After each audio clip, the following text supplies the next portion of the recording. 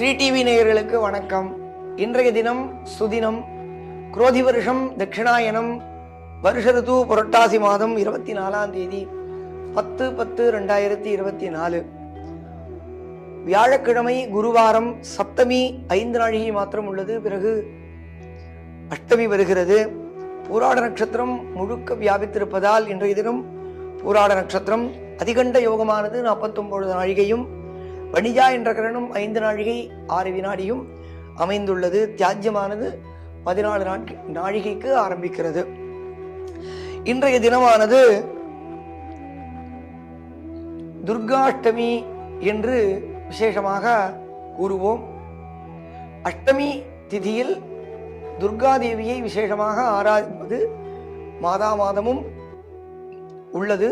அதே போல் இன்றைய தினமும் துர்காதேவியை ஆராதிக்க தினமாகவும் அமைந்துள்ளது. பிறகு சாரதா நவராத்திரி என்று நாம் இந்த 9 நாட்களிலும் ஆராதிக்கக்கூடியதான கடைசி 3 நாட்களில் தேவி சரஸ்வதியை நேற்று மூல நட்சத்திரத்தில் புஸ்தகங்கள் படங்களில் ஆவாகனம் செய்து ஆராதிக்க ஆரம்பித்தோம். இன்றைய தினமும் தேவி சரஸ்வதியை ஆராதிப்போம்.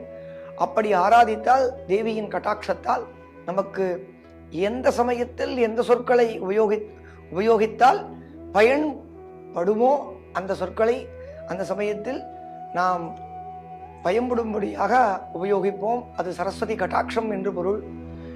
இதை பற்றி சொல்ல வேண்டுமானால், ராமாயணத்தில் அசுரனான ராவணன், கும்பகர்ணன் முதலியோர்கள் தேவர்களை அழிக்கும் பொருட்டு, தேவர்கள் இருக்கக்கூடாது என்ற எண்ணத்துடன் அவர்கள் உக்கிரமான தபஸை அனுஷ்டிக்கிறார்கள். அதில் ராவணன் மனுஷன் தவிர மற்றவர்களால் தனக்கு வதம் ஏற்படக்கூடாது என்று வரம் கேட்டான். அது நமக்கு தெரியும். கும்பகர்ணன் தேவர்களே இருக்கக்கூடாது என்ற எண்ணத்துடன் தபஸ் இருக்கிறான். இதை அறிந்த தேவர்கள் ரொம்ப பயந்து தேவி சரஸ்வதியையும் போய் ஆராதித்து நீங்கள் தான் அனுகிரகிக்க வேண்டும் என்று சொன்னார்கள். அப்பொழுது தேவி சரஸ்வதி கவலைப்பட வேண்டாம், நாம் அனுகிரகிக்கிறேன் என்று வாக்கு கொடுத்தாள். அப்பொழுது என்னாகிறது, அவன் என்ன கேட்க வந்தான் என்றால் நிர்தேவத்வம், அதாவது தேவர்களே இல்லாத உலகம் இருக்க வேண்டும். 3 லோகங்களிலும் தேவர்கள் இருக்கக்கூடாது, அசுரர்கள் மாத்திரமே இருக்க வேண்டும், துஷ்ட சக்தி மாத்திரமே உலகங்களில் வியாபித்திருக்க வேண்டும், ஆதிக்கம் செலுத்த வேண்டும் என்ற எண்ணத்துடன் அவன் உக்கிர தபஸ் செய்கிறான்.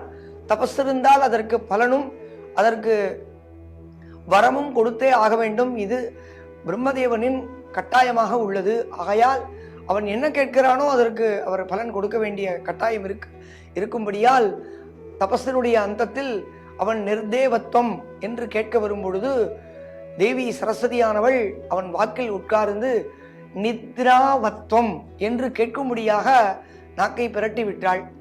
அப்பொழுது தேவி சரஸ்வதியின் அனுகிரகத்தால் தேவர்கள் பிழைத்தார்கள். அப்பொழுது அவன் கும்பகர்ணன் நித்ராவத்வம் என்று கேட்டதன் பொருள் என்னவென்றால், நித்ரா என்றால் உறக்கம் என்று பொருள். ஆழ்ந்த நித்திரை என்றெல்லாம் கூறுவோம். நித்ரா என்றால் நித்திரை என்று தமிழில் கூறுவதுதான்.